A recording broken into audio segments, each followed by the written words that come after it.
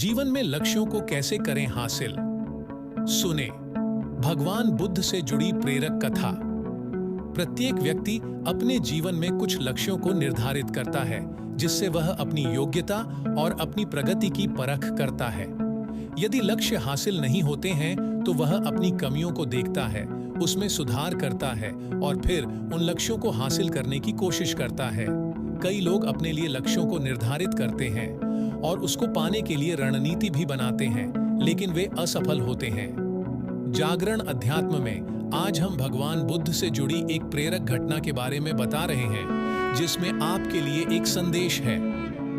भगवान बुद्ध को जब ज्ञान की प्राप्ति हो गई तो फिर वे संसार को उस ज्ञान से आलोकित करने निकल पड़े। भगवान बुद्ध किसी गांव में जीवन के विभिन्न आयामों पर प्रतिदिन व्याख्यान देते।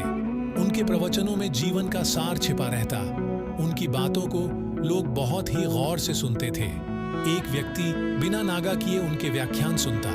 काफी समय बीत जाने के बाद भी उसने अपने अंदर कोई विशेष बदलाव नहीं पाया है। इससे परेशान होकर वह एक दिन बुद्ध के पास गया और बोला कि वह लंबे समय से एक अच्छा इंसान बनने के लिए उनके प्रवचनों को सुनता रहा है, लेकिन इससे उसे कोई विशेष लाभ नहीं हुआ।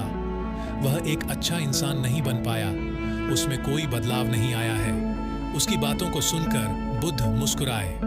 उन्होंने उसके सामने उसके गांव का नाम, वहां तक की दूरी, वह वहां कैसे जाता है आदि जैसे प्रश्नों की झड़ी लगा दी।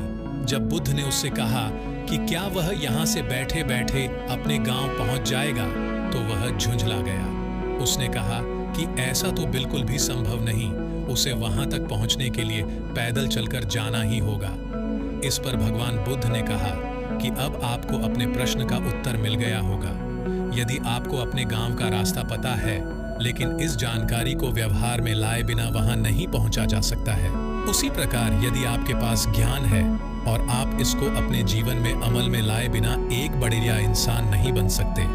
ज्ञान को अपने व्यवहार में लाना आवश्यक है। इसके लिए आपको दृढ़ निश्चय के साथ निरंतर प्रयास करना होगा। ज्ञान को व्यवहार में लाए बिना लक्ष्य की प्राप्ति नहीं की जा सकती है।